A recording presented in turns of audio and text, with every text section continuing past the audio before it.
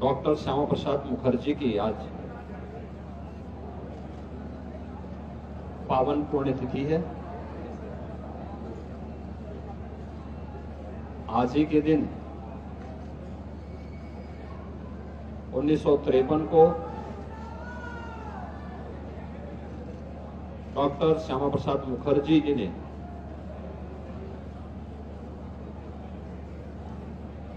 कश्मीर मुद्दे पर अपना बलिदान दिया था।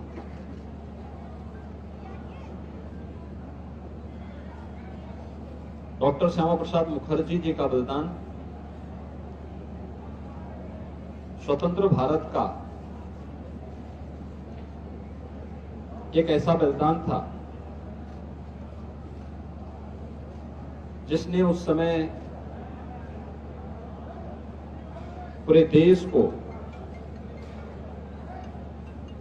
झकझोर कर रख दिया था।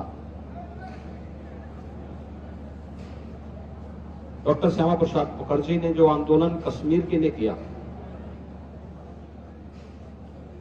कांग्रेस सरकार की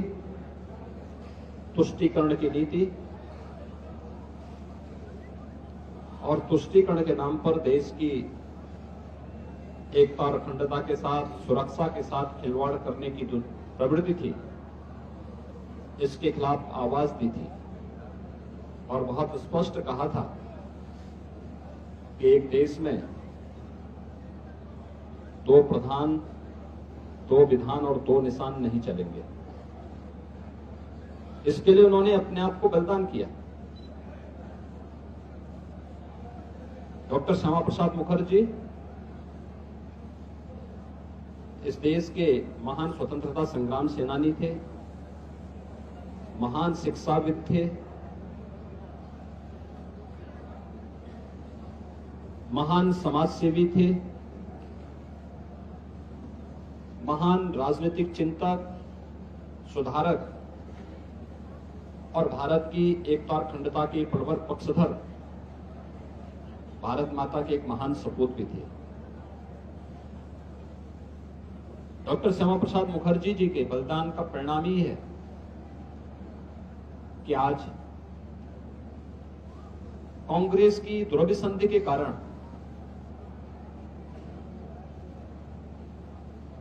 कश्मीर के खिलाफ और देश के खिलाफ जो साजिश रची गई थी,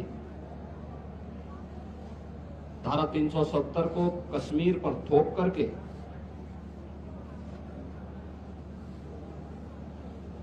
अलगाववाद और आतंकवाद को बढ़ावा देने की जो कुत्सित मंशा के साथ इस देश पर इस प्रकार के नाजायज कानून थोपने के प्रयास हुए थे, प्रधानमंत्री मोदी जी के नेतृत्व में आज कश्मीर धारा 370 से मुक्त होकर के